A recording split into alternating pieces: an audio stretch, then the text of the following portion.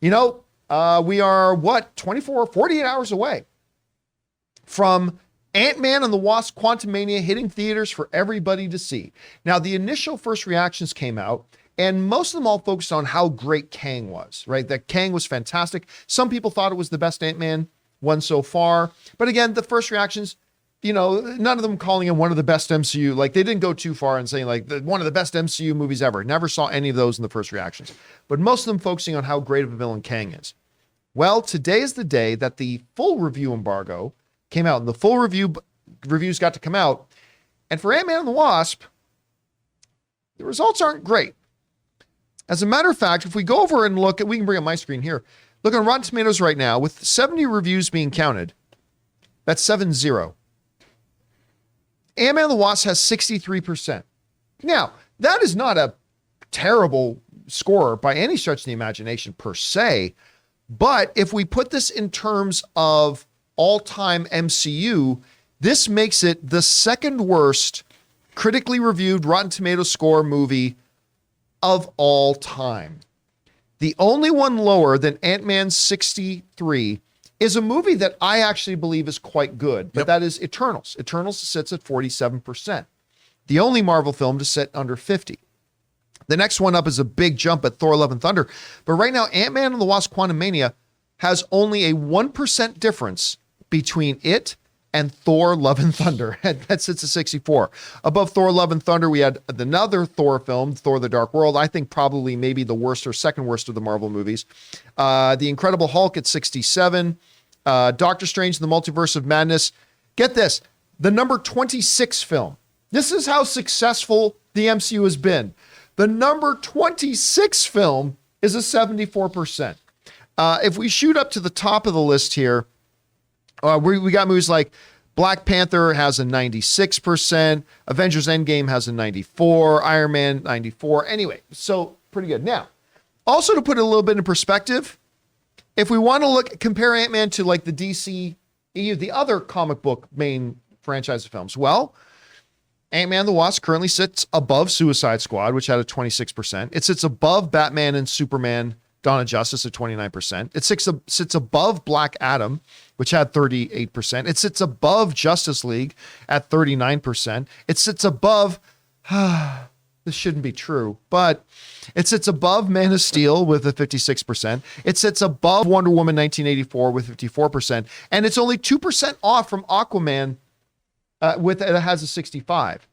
Now, if we go up to the top of the list, we're talking about the number one ranked DCU thing is Peacemaker at 94, Wonder Woman at 93, Shazam at 90. I love Shazam. James Gunn's Suicide Squad at 90%, which means two of the top four DCU critically rated things are both James Gunn things. It's number one and number four. Then we had the one DCU movie I really don't like, which is Birds of Prey, The Fabulous Emancipation, probably good, but it got a 78. Zack Snyder, the HBO version of Justice League, 71%. Then we get back down to Aquaman. So when we're looking at Ant-Man and the Wasp sitting at 63, couple things. One, it is the second worst. Now, right now there's only 70. We're probably going to get another 200 to 300 by the end of the day. And we'll see that number go down a bit or go up a bit. We'll see where it ultimately kind of ends up sitting. But as of right now, and remember, it's not 7 reviews, it's 70.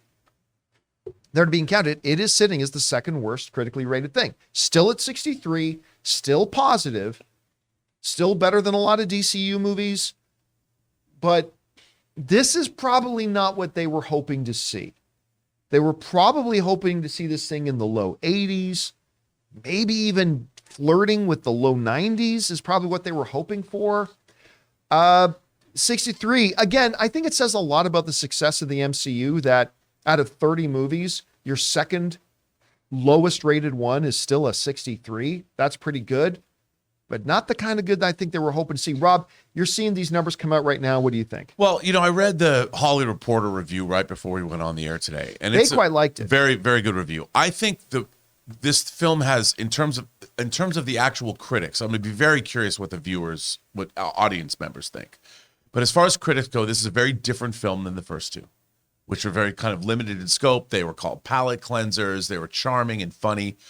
This film is a full-on fantasy sci-fi epic. It's totally different. And, you're talking about the quantum realm, you're talking about Kang. I think average reviewers that aren't necessarily just any movie reviewer probably looks at this movie with a little bit of, what the hell is this?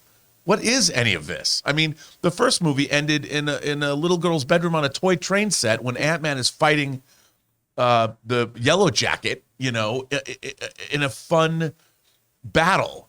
And it makes sense. This takes a lot more. You have to be much more steeped in science fiction and comic lore for this movie to mean something. And that, at least for the critical establishment, is always kind of a turnoff. The more comic booky you get in a movie, the less critical response you seem to get. I don't know, man. The first Avengers movie is very comic booky, but it's got huge critic reviews. Right, but the thing is but it's not set in the quantum realm with crazy creatures and all this wacky. There's like a probability storm in this movie, whatever that is. Doctor Strange and the Multiverse of Madness got in the mid-70s. That's true. That's true. I'm just saying that. I'm just offering that as a theory.